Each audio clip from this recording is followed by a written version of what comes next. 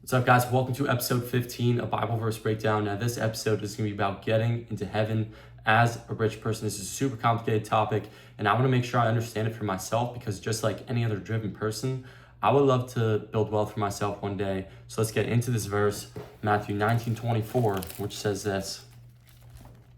Again, I say, it is easier for a camel to go through the eye of a needle than for a rich person to enter into the kingdom of God. Now, there's historical context as to why Jesus says this, and at the time, both the Pharisees and the tax collectors were doing bad things in order to make money. The tax collectors were telling people that they owed more than they actually did in order to make a profit, an even higher profit than they already were. The Pharisees were selling things in the church, but that wasn't the problem. The Pharisees were selling things in the church, but they were overpricing these things. The Pharisees were telling people that their ox wasn't good enough for sacrifice and that they needed to get a new ox, an ox from the Pharisees, and that ox was upcharged.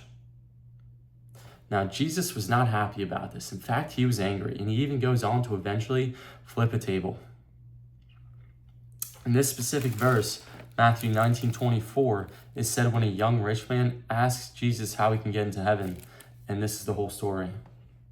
The young man said to him, I've wholeheartedly obeyed all these laws. What do I still lack?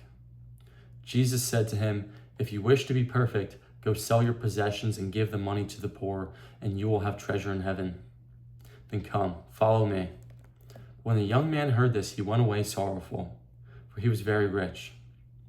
Then Jesus said to his disciples, I tell you the truth, it will be hard for a rich person to enter into the kingdom of heaven. Again, I say, it is easier for a camel to go through the eye of a needle than for a rich person to enter into the kingdom of God. So Jesus is saying it is incredibly hard to get into heaven as a rich person. But why is this? When you become extremely wealthy, it becomes hard not to focus on all these materialistic things. You start to see what the world has to offer you, and you start to take more than you can give. You start to think solely for yourself and the next greatest thing that you can buy. You no longer can see the struggles of the world because you can now live in this fairy tale land where most problems don't exist. And that can become a huge problem. There's so many people out there that are one-dimensional. They can only see life from their own perspective. They think their struggles are the only struggles to exist. They don't take into consideration other people's problems. They've lived life one way, so they assume everyone else has done the same. But that is such a low-level way of thinking. And believe it or not, there are actually levels to thinking. And there are also levels of motivation behind those thoughts. And I made a chart for you guys. Levels of motivation chart. I just created it, so it may not be perfect, but it is also based off of other studies, so I don't want to take full credit either. But so many of you are stuck in the stage 2 here, the socially compete, achieve, control. And that is what Jesus is talking about. So many of you guys are focused on trying to get what you think you want that you can never get out of the second stage here. You're so focused on trying to take things that you don't think about the people you're ignoring or harming along the way. And that is a huge problem for the current generation. We see all these things on social media, the cars, the relationships, the job we've always wanted. I myself struggle with this. You see a certain person living out the life you've always wanted, so you go out and chase it. But that's going to cause you to stumble because your eyes are no longer fixed on God. Your number one priority starts to become getting rich, and you'll do anything to get there.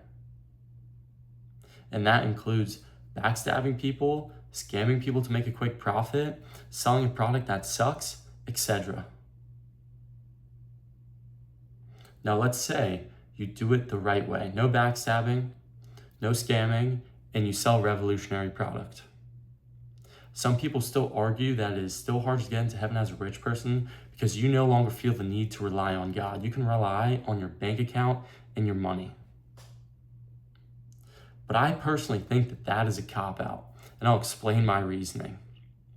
My relationship with God isn't transactional. I don't only go to him when I'm in need of something. When life is going well for me, I don't think, okay, God, I don't need you anymore. You're useless now, walk away. God is the one who's provided me with the strength and the opportunities for me to be in the position I'm in. So I don't just rely on my own abilities, I rely on God's abilities. My relationship with God isn't transactional. I have dependency on God. So when I'm at my strongest, I know it's him doing most of the work. And some of you also think that in order to have a relationship with God, you need to stay poor. And the reason you probably think this is because of your misinterpretation of 1 Timothy 6:9. And I'll read it for you guys. Those who long to be rich, however, stumble into temptation and trap and many senseless and harmful desires that plunge people into ruin and destruction. For the love of money is the root of all evils. So once again, it's the mindset behind wanting to be rich. And you're stuck at that stage too. So it's not money itself that's the problem, it's your attitude towards it. And a lot of you have a horrible attitude and relationship with money.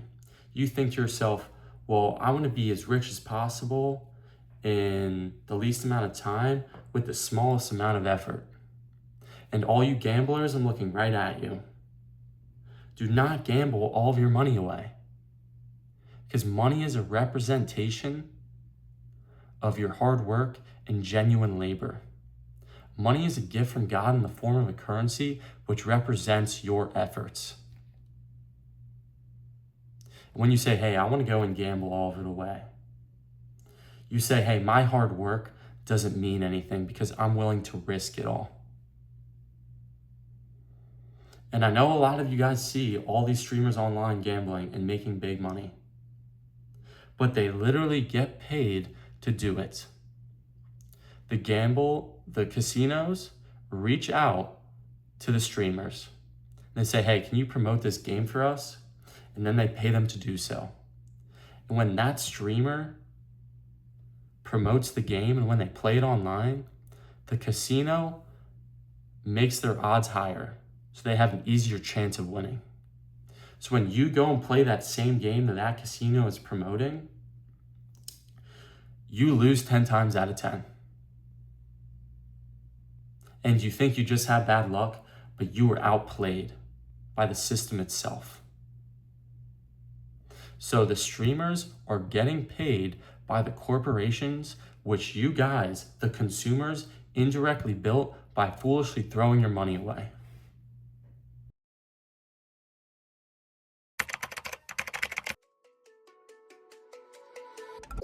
He said, are you serious? I try, but I can't figure out. I've been next to you all night and still don't know what you're about. You keep talking, but not much coming out your mouth. Can't you tell that I want you? I say it. I would want myself. I'll play you through hell. Yeah, so sure of yourself. I should want it well.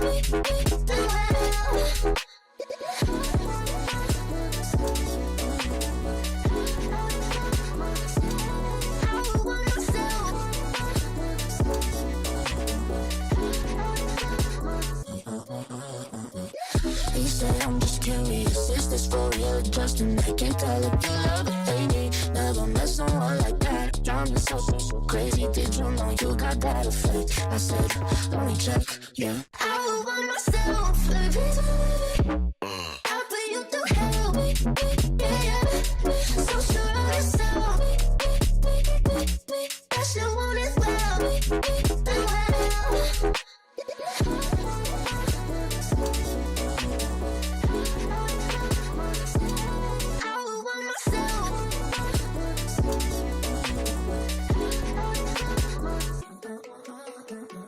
I see me down, but you'll never know much past my name or how I'm running this room around and that I'm still half your age. Yeah, you looking at me like I'm some sweet escape. Obvious that you want me, but I said I would want myself. Out